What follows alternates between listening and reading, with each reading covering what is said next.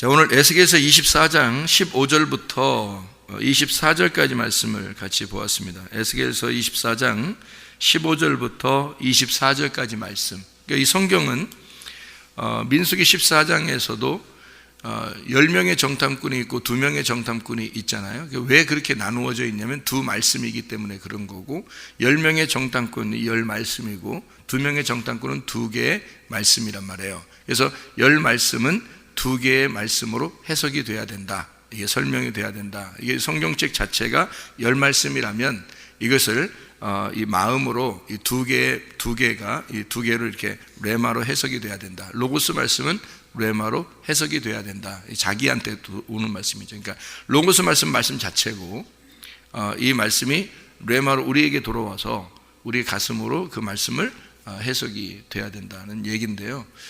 성경은 그래서 그렇게 해석이 되지 않으면은 하나의 그 글자밖에 안 돼요.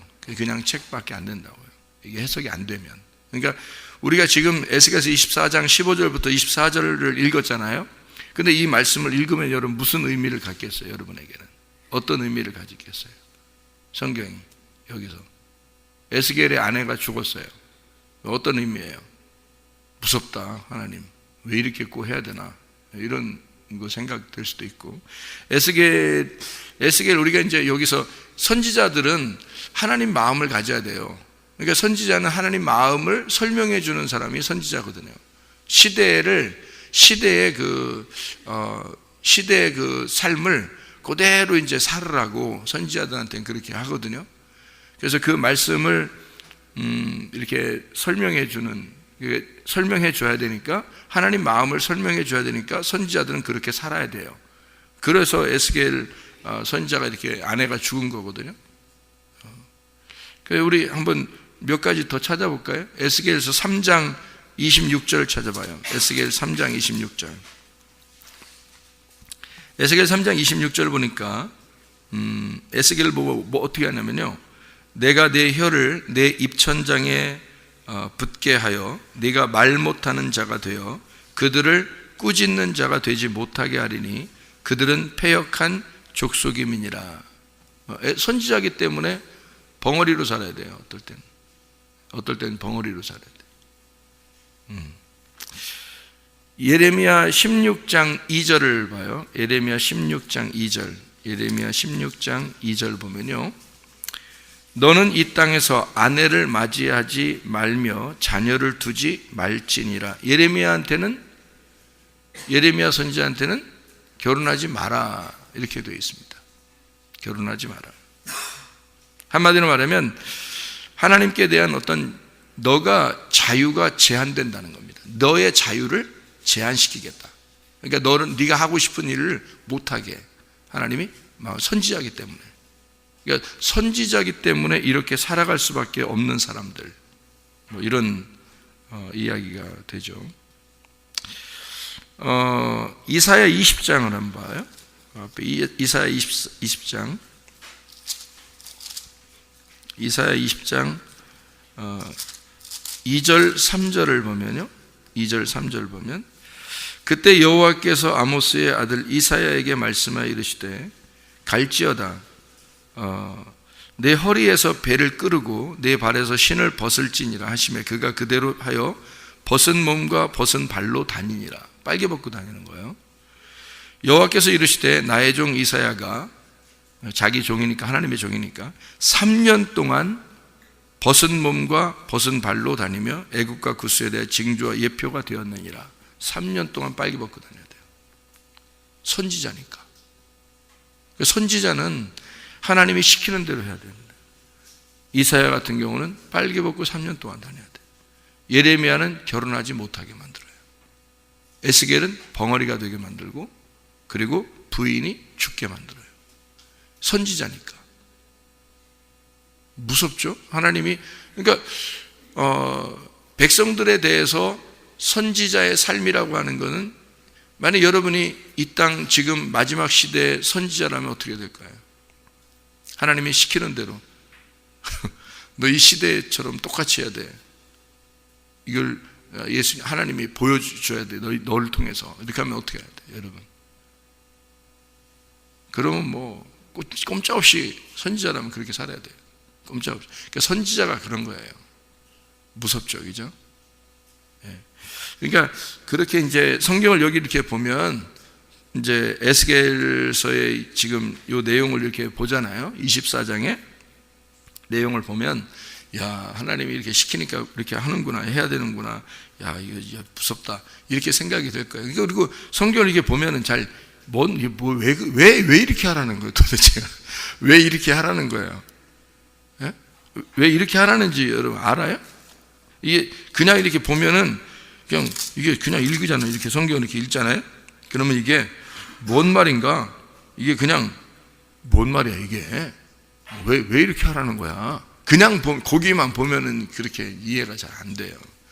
그래서 성경은 반드시 어떻게 되냐면 이제 해석이 돼야 돼, 해석이.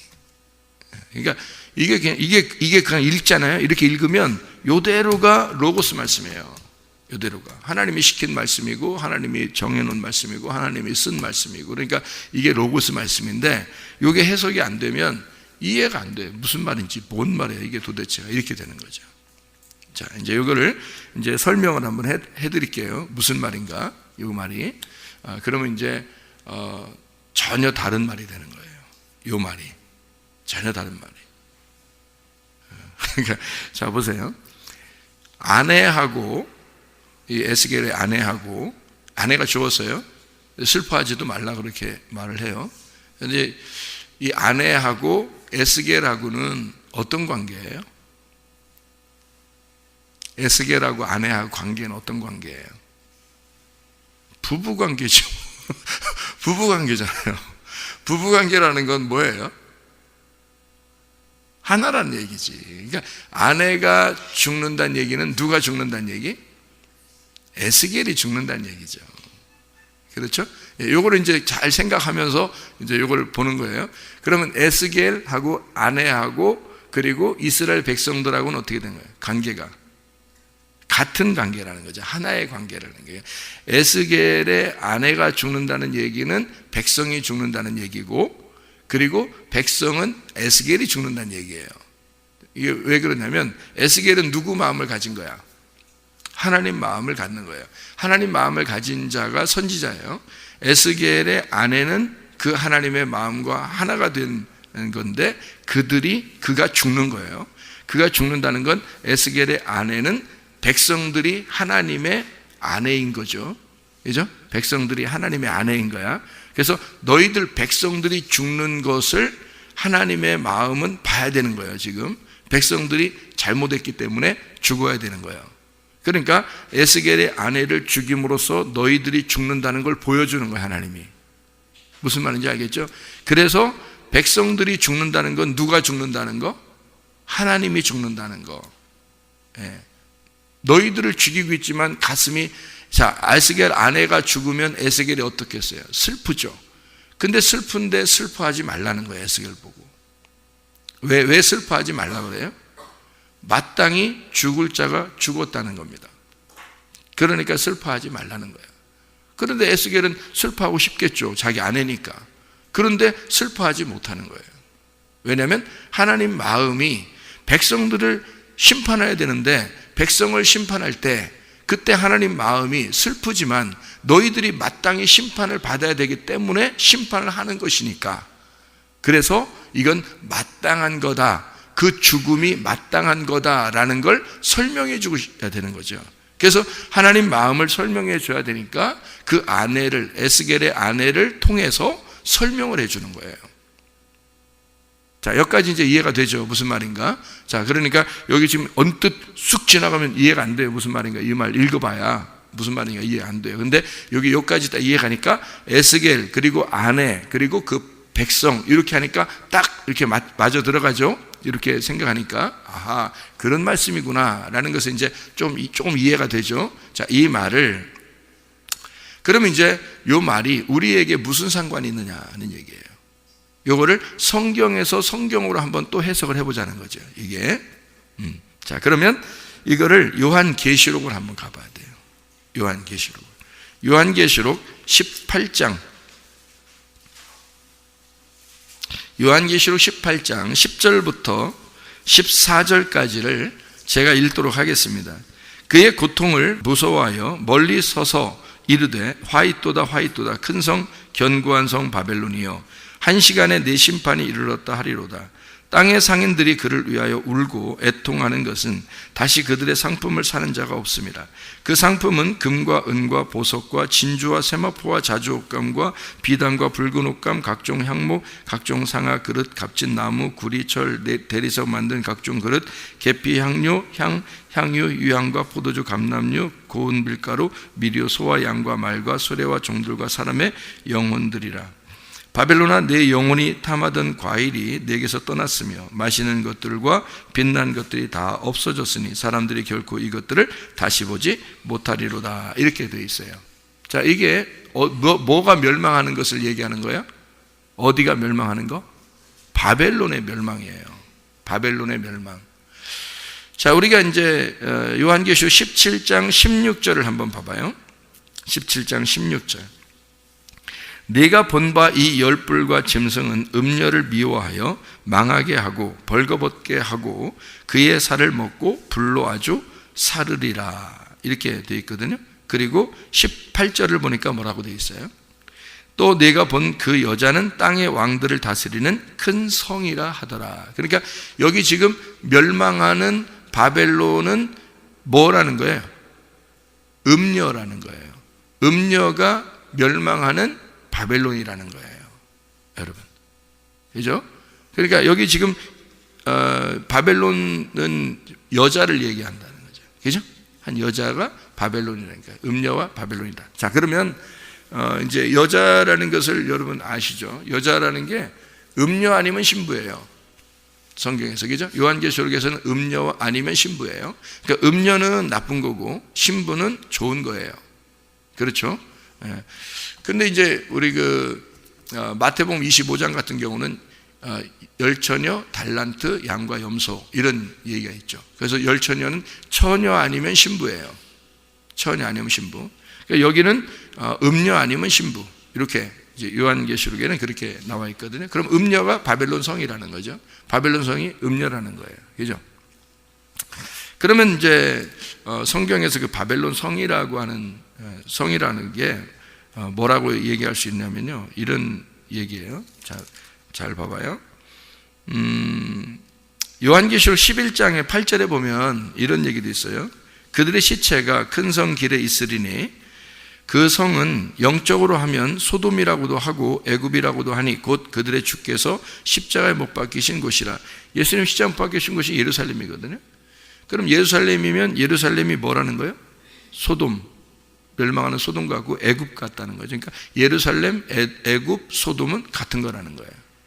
그러면 애굽, 소돔, 예루살렘 그리고 바벨론, 이게 다 뭐예요? 예루살렘 성, 소돔 성, 애굽 성, 바벨론 성, 뭐예요? 같은 거를 얘기하는 거예요. 그러니까 바벨론이라고 하는 건 뭘 얘기하려고 하는 거예요? 그러니까 바벨론은 바벨론 나라를 의미하는 게 아니고, 요한계시록에서의 바벨론은 이미 요한계시록을 쓸 때는 바벨론은 없어요. 요한계시록을 쓸 때는 로마가 있습니다. 로마. 그러니까 로마나 예루살렘 성을 뭐라고 표현한 거예요? 바벨론으로 표현한 거예요. 그러면 음녀라고 하는 건 뭐를 음녀라고 그러죠, 여러분? 음녀를? 음녀하면 성경 음녀는 뭐를 음녀라고 그래요? 가늠한 여자를 음녀라고 그러잖아요. 그러면 가늠한 여자라는 건 왜 가늠한 여자라고 그래요? 처녀가 남자 만나서 둘이 같이 있으면 그 음녀라고 그래요? 아니, 둘이 결혼하면 돼요, 그냥. 근데 음녀라고 하는 건, 성경에서 음녀는 남편이 있는 여자가 다른 남자를 생각하는 걸 말하는 거예요. 남편이 있는 여자가 다른 남자를 생각할 때 그걸 음녀라고 그래요, 성경에서는요. 그럼 남편이 누구예요? 우리의 남편이 하나님이죠. 예수님이 우리의 남편이란 말이에요. 그런데 다른 남자를 생각했다는 거지. 그걸 음녀라는 거야. 그러면 하나님이 나의 남편이신 사람들이 누구예요? 성경에서는 이스라엘 백성들이라고요. 이스라엘 백성들이 살고 있는 데가 어디예요? 예루살렘 성이라니까. 그럼 예루살렘 성이라고 하는 게, 그러니까 예루살렘 성이 뭐가 됐다는 거예요? 음녀가 됐다는 얘기지. 그래서 성경에서 말하는, 여기 지금 요한계시록 여기서 말하는 것은 바벨론을 바벨론으로 얘기하려고 했던 게 아니라 음녀인 이스라엘 백성들을, 그들이 음녀인데 그 성이 바벨론이다, 무너질 바벨론이다 라는 얘기를 하는 거죠. 자, 여기까지 이해가 되죠? 그러면 에스겔의 아내는 뭐를 대표하는 거예요? 그러니까 그렇죠, 음녀를 대표하는, 하나님의 백성을 대표하는데, 하나님의 백성은 어디에 있는 거다? 바벨론에 있는 거다. 바벨론에 있는 게 뭐다? 지금 예루살렘 성이다. 예루살렘 성에는 뭐가 중심으로 되어 있는 거다? 성전이 중심이 되어 있다. 그러니까 이 사람들은, 지금 이스라엘 백성들은 뭐 하는 사람들이에요? 하나님의 장막을 더럽힌 자들이다, 이 말이에요. 그래서 하나님의 장막을 더럽혔다. 하나님만 주인 삼아야 되는데 하나님만 주인 삼지 못했다는 거예요. 그래서 그들을 죽여야 될 수밖에 없다. 하나님이 너희들을 심판할 수밖에 없다. 그래서 반드시 죽여야 한다. 반드시 심판해야 된다, 음녀는. 그래서 음녀가 무너지는데, 이 음녀는, 요한계시록에서 음녀가 무너질 때 사람들이 막 슬퍼해요. 왜요? 음녀가 그들의 성전이었으니까. 자기들의 그 성전이란 말이에요. 자기들의 신이란 말이에요, 음녀가. 그러니까 모든 음녀들은 큰 음녀를 바라보고 살고 있었단 말이에요. 그 큰 음녀가 바벨론 성이었다고. 그게 예루살렘 성이었다고. 그 예루살렘 성 안에 성전이 있다고요. 그걸 바라보며 살았는데, 아니 그게 무너진다는 거야. 그게 얼마나 청천벽력 같은 건 얘기냐고. 자, 요한계시록을 쓸 때 예루살렘이 이제 그 로마에 의해서 무너지는 때요. 그때가 언제냐면 AD 70년입니다. 요한계시록이나 요한복음 이렇게 마지막 요한이 이제 쓸 때가 AD 90년 정도 돼요. 그러니까 로마에 의해서 예루살렘이 무너지는 그것을 설명하는 얘기거든요. 그럼 사람들은 다 바벨론이라는 예루살렘 그 음녀를 바라보면서 좋아했는데 이게 무너져 버리는 거예요. 자기들이 의지하던 것이 다 무너져 버리는 거죠. 앞으로 이루어진 그 일이죠, 그게. 근데 그 일들이 왜 있느냐는 거예요. 우리하고 무슨 상관이 있어요? 성경은 다 완성이 됐고 이게 우리한테 무슨 상관이 있겠어요? 경고하는 거예요. 남편 하나님만 섬겨야 되는데 너희가 다른 걸 더 따르고 있다는 거죠. 그런 사람들은 이렇게 된다는 거예요. 그러니까 음녀라고 하는 거를 우리가 지금 음녀가 누구인 거야? 그러니까 여기서 음녀는 나인 거예요. 그죠? 나인 거야. 그러면 내가 음녀라면 음녀는 어떻게 돼야 되는 거예요? 음녀는 반드시 죽어야 되는 거예요. 반드시 죽어야 되는 거예요. 그래서 여러분과 제가 이게 지금 에스겔의 부인이 죽는 것을 무슨 얘기냐면, 이게 에스겔과 부인은 어떤 거다? 둘이 다 하나다. 그러면 에스겔은 하나님의 마음을 가진 자고, 아내는 뭐예요? 같은 지금 둘이 하나인데 아내는 죽어야 되는 거고 에스겔은 하나님의 마음을 가진 자란 말이에요. 그러니까 이 둘이 어떻게 되는 거야? 이 둘이 하나야. 어디 살고 있어요? 어디 살아요? 이스라엘, 예루살렘, 바벨론 거기 살아요? 어디 살아요? 내 마음에 사는 거지. 내 마음 안에 사는 거지. 그러니까 여기 음녀와 에스겔 남편이 내 마음 안에 있는 거지. 그러니까 여기 있는 음녀, 그러니까 여기 그 아내는 죽어야 돼, 안 죽어야 돼? 죽어야 돼. 그 아내가 누구야? 그러니까 이 속에서 사는 나야, 나. 그러니까 그 나가 뭐야? 육체야. 육체. 그러니까 여기 에스겔은 뭐야? 그러니까 말씀이고, 에스겔은 말씀이고, 이 아내는 육체란 말이에요. 무슨 말인지 알겠어요? 예수님이 말씀이시죠? 그런데 이 땅에 뭐로 왔다고요? 육체를 입고 왔죠? 예수님이 어떻게 돼야 돼? 결국 십자가에 못 박혀 죽죠? 뭐가? 육체가 죽는 거죠. 말씀이 살아나야 되잖아. 그러면 여러분 안에 육체와 말씀이 같이 있죠. 그러니까 이 육체가 죽어야지. 육체는 누구야? 내가 죽어야 된단 말이에요. 자, 이게 그냥 언뜻 지나가면 이 말씀이 그냥 하나도 몰라. 뭔 말인가 이게. 왜 그렇게 하는지를. 근데 이게 지금 설명을 이렇게 들으니까 어때요? 아, 이런 말이었구나. 이래서 하는 거예요. 결국 어떤 말이에요? 그러니까 우리가 우리의 속에 있는 육체를 죽여라. 그리고 말씀이 살도록 해라.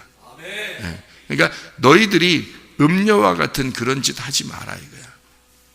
가늠한 여자가 예수님한테 이제 그 붙잡혀 왔을 때 사람들이 정죄하려고 할 때 예수님이 죄 없는 놈이 한번 쳐봐라 그래요. 다 죄 있다 그러잖아요. 그러니까 그 죄 없는 놈이 쳐봐라 했을 때 그 모든 사람을 뭘로 취급한 거예요? 예수님은 니네가 가늠한 여자야. 니네가 음녀야.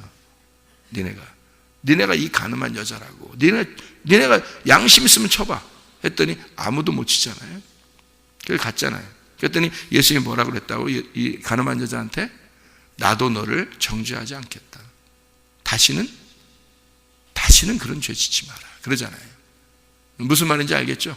예. 그러니까 옷 다 벗겨놓고 돌 심판 앞에 딱 놓고요. 그게 율법입니다. 율법 앞에 딱 나를 비추어서 가늠한 여자로 잡혀온 거예요. 우리가 여기 어디로? 예, 예수님의 중심으로, 교회의 중심으로 잡혀온 거라고. 여러분이 이 세상에서 여러분 여기에다 잡혀온 거라고요. 여기에 잡혀왔을 때 주님이 말씀으로 뭐라고 해요? 여러분을 너희들 죄인이야. 옷 싹 벗겨진 가늠한 여자야 여러분이. 그러니까 여러분 우리 자신들이 다 이런 가늠한 여자예요. 그러나 주님은 십자가 못 박혀 돌아가셔 너를 위해서 죽으셔서 너를 다시 정죄하지 않을 거야. 그러니까 다시는 그런 범죄하지 마라. 육체의 삶을 살지 마라 그 말이에요. 음녀의 삶을 살지 마라. 그리스도가 나의 남편이니까 이제 신랑만 생각하면 살아라. 그겁니다. 오늘도 주님과 함께 동행하다 주님 만나시기를 바랍니다. 기도하겠습니다.